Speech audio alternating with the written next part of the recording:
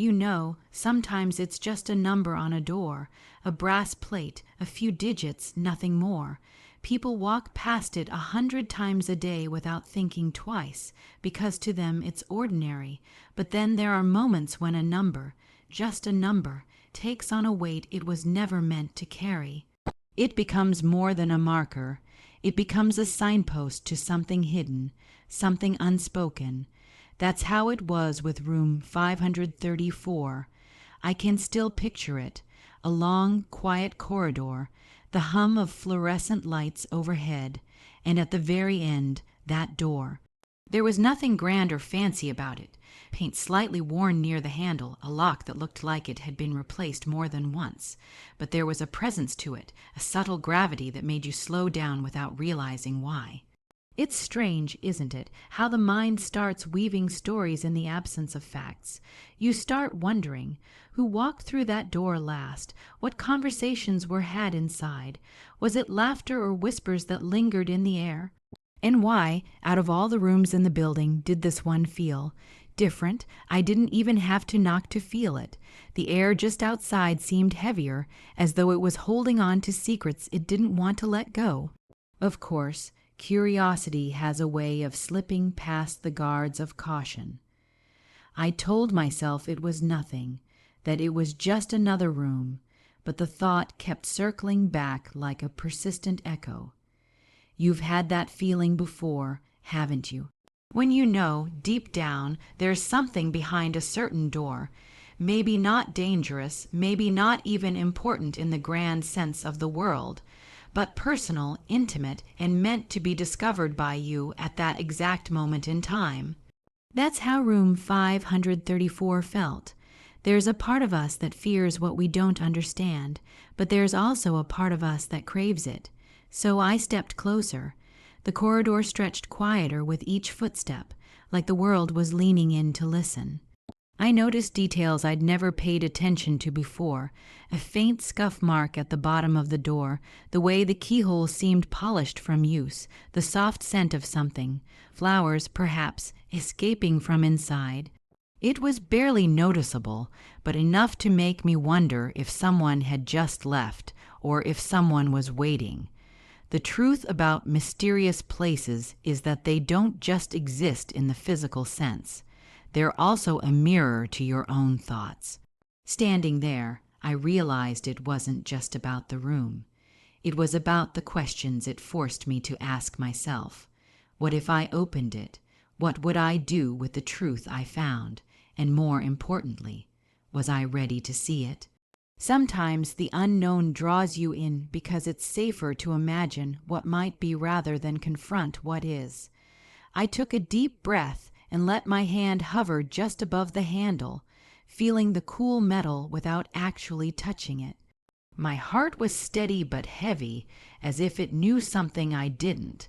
In that pause, my mind was a storm, half wanting to turn away, half desperate to go inside. And that's when it struck me. Maybe the real mystery wasn't behind the door at all. Maybe it was in me, in the way this simple, silent space could stir so much without saying a word. I didn't open it then. No, the story didn't demand that yet. Some moments are better left to ripen, to let anticipation do its quiet work. But I walked away knowing that room 534 wasn't just a room anymore.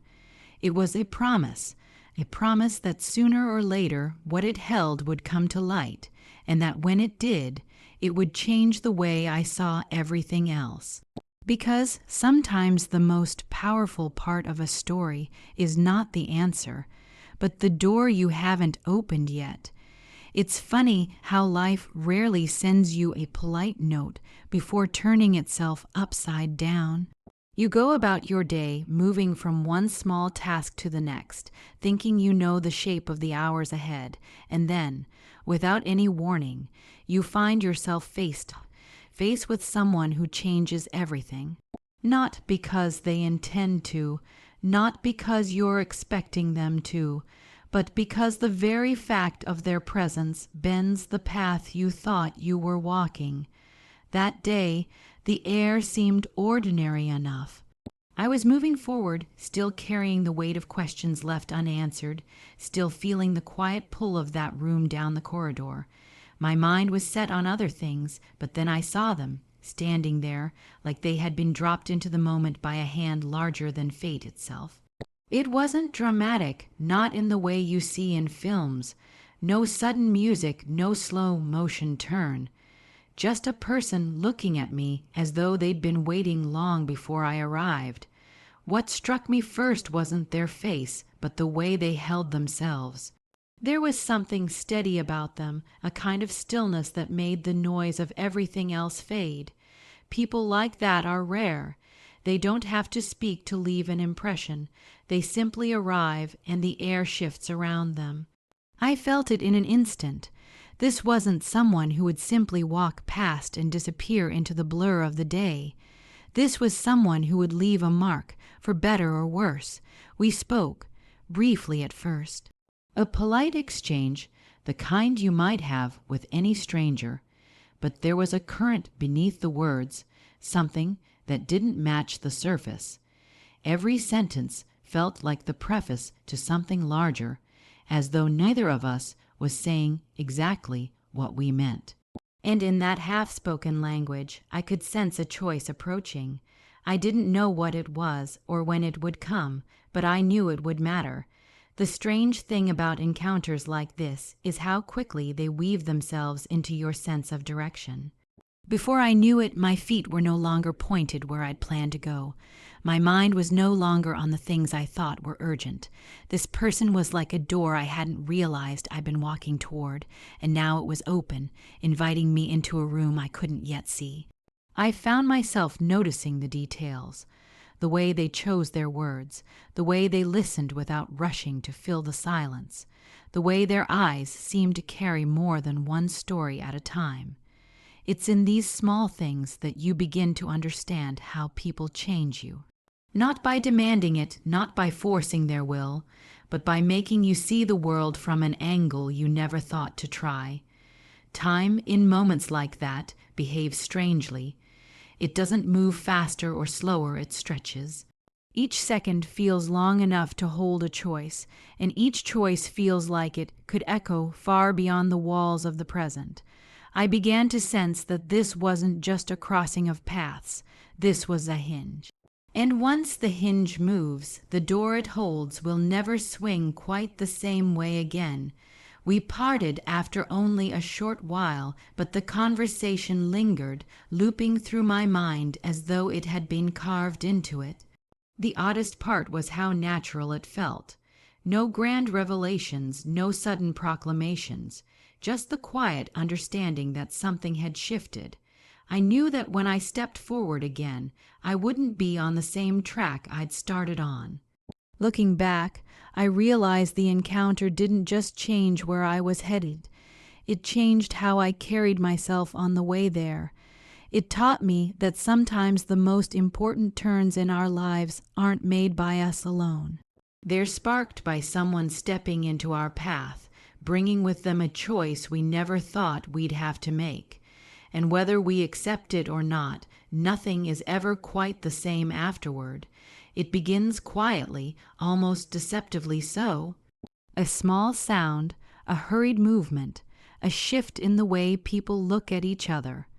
At first, you're not even sure what you've noticed. It's just a ripple in the ordinary, something your instincts catch before your mind does. But then it grows, the air changes, it becomes heavier, charged with an energy that makes your heart beat faster even before you understand why. That's the way emergencies often announce themselves, not with a shout, but with a whisper that turns into a storm. I remember the exact moment I felt it. It was like the whole space was holding its breath. Conversations cut short, footsteps became quicker, eyes darted from one corner to another. There was no single sound that told the story, but 100 little ones that blended into a hum of unease. You don't need an explanation when that happens. Your body understands before your thoughts do. Something is wrong, and it's unfolding right now. What makes an emergency so different from any other moment of tension is the way it refuses to give you time. Decisions that should take hours are compressed into seconds. Choices you never thought you'd face are suddenly waiting for you at arm's length, and every tick of the clock feels louder, sharper, as if time itself is watching to see what you'll do. In that moment, I felt every sense sharpen. I noticed the uneven rhythm of footsteps in the hallway, the faint echo of a door swinging shut somewhere far away, the quick, clipped voices trying to sound calm but failing. People's expressions betrayed them, eyes too wide, movements too fast. Even the silence between sounds felt restless, as if the building itself was bracing for what was coming next. And yet, amid the chaos, there's an odd clarity that can take hold. You stop thinking about everything else, the past, the future, the things you were worried about only minutes before. They all fall away, leaving only the immediacy of now. It's almost cruel, the way an emergency strips you down to instinct. You move because you have to. You speak because someone is waiting for an answer. And you act not because you're ready, but because the moment demands it. There's a strange duality to it. The faster everything moves, the slower it feels inside your mind. You can see each movement, each decision, almost frame by frame. The sound of a phone ringing cuts through the air like a blade. A voice calling out draws every head in the room. And you're caught in the middle, trying to make sense of a situation that refuses to stand still long enough for you to fully understand it. What's most unsettling is how emergencies can pull people together and tear them apart at the same time. You see strangers suddenly united in purpose, working as though they've known each other for years. But you also see cracks, panic pushing at the edges of composure, fear replacing reason in the blink of an eye. Every reaction is magnified, every decision weighted with more consequence than it should be. The hardest part is not knowing how far it will go. You don't know if the worst is already over or if it's just beginning. You don't know whether the next sound will bring relief or make the tension snap entirely. And so you exist in this stretch, tout present, where each second feels too long to bear yet too short to prepare for what's next. And when it finally shifts, when the moment either passes or changes shape, you're left with a peculiar silence. It's not peace exactly. It's the silence of people who have just seen how thin the line is between control and chaos. You breathe, but your body still hums with the memory of urgency, and you know it will take time before that edge fades, because once you've stood in the center of an unfolding emergency, you never really hear the world the same way again. It's strange how the most important things are often right in front of us, quietly waiting to be noticed. They don't wave their arms or shout for attention. They simply sit there, blending into the everyday, disguised as ordinary. And because we're so used to rushing through our days, we overlook them, dismiss them, even step right over them without a second thought. But every now and then, something shifts. Your eyes catch on a detail they've passed over 100 times, and suddenly it's different. Suddenly, you see it not as an object, but as a piece of something larger. That's how it began, with little things, a misplaced object, a conversation that didn't quite match the situation, a glance that lingered half a second too long. At first, it felt harmless, like random noise in the background, but the more I noticed, the more those small, scattered details began to form patterns, and once a pattern starts to appear, you can't unseen it. It's like working on a puzzle without knowing you're doing it. You pick up one piece here, another there, without realizing they belong together. And then one day you connect them, and the shape of the bigger picture starts to emerge. That's when it becomes impossible to ignore.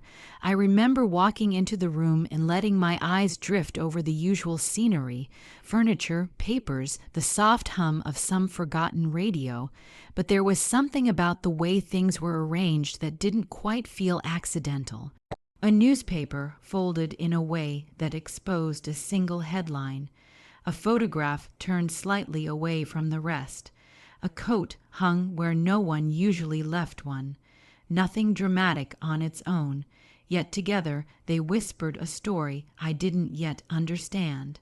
The real challenge with clues in plain sight is that they're masters of disguise. They hide not by being invisible, but by appearing unimportant. And the truth is, they rely on your own habits to stay hidden. If you believe you already know the world around you, you stop looking closely. That's the shield they use against you. I started to test myself, lowering down, letting my gaze rest on things I would usually pass over. It's amazing how much you notice when you simply allow yourself to look. A single word scribbled in the margin of a notebook, a faint scent in the air, as though someone had been there just minutes before. A clock that ticked a little too loudly, drawing your attention without quite explaining why. Each detail was a thread, and the more threads I found, the harder it became not to pull them, and with every thread came a question. Why was it there? Who put it there? What did it mean when taken alongside the others? The danger, of course, is that once you begin searching for meaning, you start finding it everywhere. But this wasn't a matter of imagination. These pieces were leading somewhere.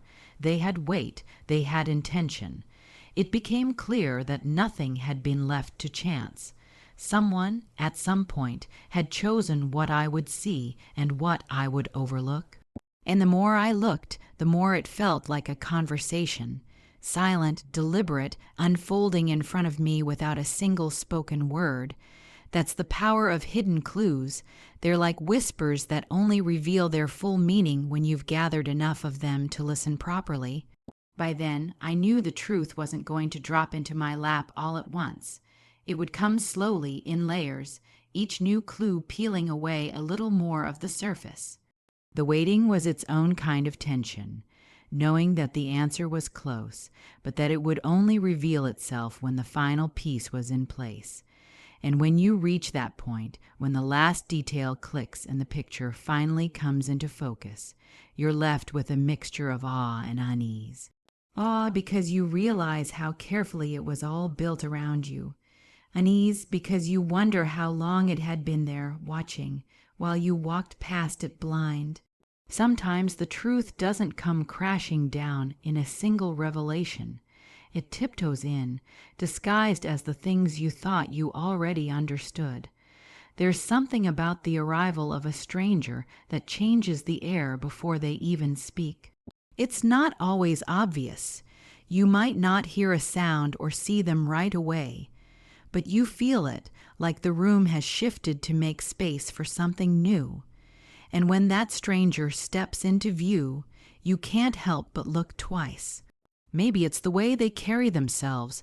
Maybe it's the way their eyes move, quietly taking in every detail. Whatever it is, it makes you wonder who they are, where they've come from, and what they might be hiding. That day, it was as if the world paused for just a breath when they appeared. People don't often stop what they're doing for someone they've never met, but this was different. Heads turned, conversations faltered, as though some instinct in all of us knew that this person mattered to the moment in ways we couldn't yet explain. There was no grand announcement, no clear reason for them to be there. But there was a presence, an invisible thread that seemed to tie their arrival to everything else that had been building. First impressions are tricky. They give you something to hold on to, but they rarely tell the whole truth. This stranger seemed calm, but not in a way that suggested comfort. It was more the calm of someone who knows exactly what they're doing, someone who has thought through each step before taking it. Their eyes didn't dart around nervously. They moved with purpose, landing on certain places, certain faces, as if checking them off a list only they could see. I felt that pull of curiosity almost immediately, but curiosity comes with a shadow suspicion. You start to notice small things that don't quite fit. Why here? Why now? And why that subtle, measured way of speaking, as though every word had been weighed before it left their lips. They didn't offer much about themselves, and maybe that was the most telling detail of all. When people have nothing to hide, they tend to fill the air with little facts about who they are. This one gave only what was necessary and nothing more. The others seemed to sense it too. Some leaned forward, eager to engage, perhaps hoping to unravel the mystery. Others kept their distance, watching quietly, unwilling to be drawn in too quickly. There's a fine line between intrigue and caution, and that line seemed to run right through the center of the room. The stranger walked along it with ease, speaking just enough to invite questions, holding back just enough to keep answers out of reach. I tried to read them through their movements. People tell stories without realizing it. How they stand, how they glance over a shoulder, how they pause before responding. Every motion was precise, as if they were leaving a trail they knew someone would follow. It was almost like a game, but the kind where you don't yet know the rules. The more I observed, the more I felt that their presence was not accidental. They weren't simply passing through, they were here for a reason, and that reason was tied to something already in motion. The way they looked at certain objects, certain doorways, certain people, it was too deliberate to be random. That's when curiosity started to sharpen into something else. It wasn't just a question of who they were anymore, it was what they wanted, and what would happen when they got it. And yet, despite the unease, there was also a pull. The unknown draws you in, even when you know it might be safer to turn away. That's the paradox of a stranger who carries both answers and danger. You can't decide whether to step closer or to guard the space between you. When they finally moved on, leaving as quietly as they had arrived, the room didn't settle right away. People glanced at one another as if trying to confirm that they had all felt it too, that quiet ripple of disruption, the sense that something had shifted beneath the surface. The questions they left behind seemed almost heavier than their presence, because sometimes the most unsettling thing about a stranger is not what they do while they're here, but the way their absence makes you realize they've taken something with them. There are moments when the air feels different, heavier somehow, as if the very space around you knows something you don't. It's not just a passing feeling. It settles into your chest, tightening with each breath, and you can sense it in the way people move, in the way their eyes meet for just a second too long before sliding away. It's the unmistakable combination of anticipation, danger, and the quiet promise of a truth waiting to be revealed. You can't always see it, but you can feel it, like a low hum beneath the surface of everything. It starts with stillness, the kind that makes every sound louder. A door closing down the hall echoes more than it should. Footsteps sound sharper. Even the ticking of a clock becomes an intrusion, as though time itself is impatient. People speak in shorter sentences, their voices a little lower, as if every word risks giving something away. You find yourself listening harder, watching more closely without meaning to. That's the effect of anticipation. It heightens everything until the ordinary feels charged with meaning. But where anticipation is a pull, danger is a shadow. It doesn't announce itself with a roar. It seeps in, quiet but undeniable. Maybe it's the sudden tightening of someone's jaw, the glance over the shoulder, the shift in posture when a certain name is mentioned. You begin to realize that the tension in the air isn't just about what's coming. It's about what might happen if it arrives. That's when your instincts kick in. You start reading the room not just for what's there, but for what's missing. Who isn't speaking? who's keeping their distance, what's being left out of the conversation. And somewhere in that mix, you sense revelation waiting, not the kind that bursts into the open without warning, but the slow, deliberate kind that unravels thread by thread. You know that when it comes, it will change the way you see everything leading up to it. The pieces are already there, scattered like shards of glass, but you don't yet know how they fit together. The anticipation makes you want to reach for them, but the danger warns you that you might cut yourself in the process. I could feel it in my own heartbeat, steady but heavier than usual. Every time a door opened, I turned to see who had entered. Every time someone spoke, I searched their tone for hints of what they weren't saying. It was as though the entire place had become a stage, each person playing a part they hadn't rehearsed but somehow knew by instinct. And I was caught in the middle, both audience and participant, unsure whether I was watching the truth unfold or being drawn into it. The strange thing is how these elements, anticipation, danger, revelation, don't cancel each other out. They feed each other. The more you sense the danger, the more you anticipate what will happen next. The more you anticipate, the more you're certain that some truth, hidden until now, is about to step into the light. And when those three forces build together, they create a kind of gravity you can't resist. You don't just want to know what's going to happen. You need to know, even if part of you dreads the answer. And so you wait, not passively, but with every sense tuned to the smallest changes, the rustle of paper, the shift in someone's tone, the quick exchange of glances, all of it feels significant. You tell yourself to stay calm, to think clearly, but the truth is, your mind is already running ahead, imagining what could happen in the next minute, the next hour, the next heartbeat. Then there's the moment when it feels closest, when you know you're only a breath away from finding out. It's both exhilarating and terrifying because once the revelation comes, there's no going back to not knowing. That's the unspoken weight of moments like this. The truth doesn't just open a door, it locks it behind you once you step through. And standing there, feeling the press of it all, you realize something important. Anticipation, danger, and revelation aren't separate forces at all. They're threads in the same rope, pulling you forward whether you're ready or not. In the end, every room, every face, every whisper led to this moment, where curiosity met truth. What began as scattered clues became a story too vivid to ignore, shaped by chance encounters and quiet danger. And now, with the truth in the open, we step forward knowing we can never see the world quite the same again.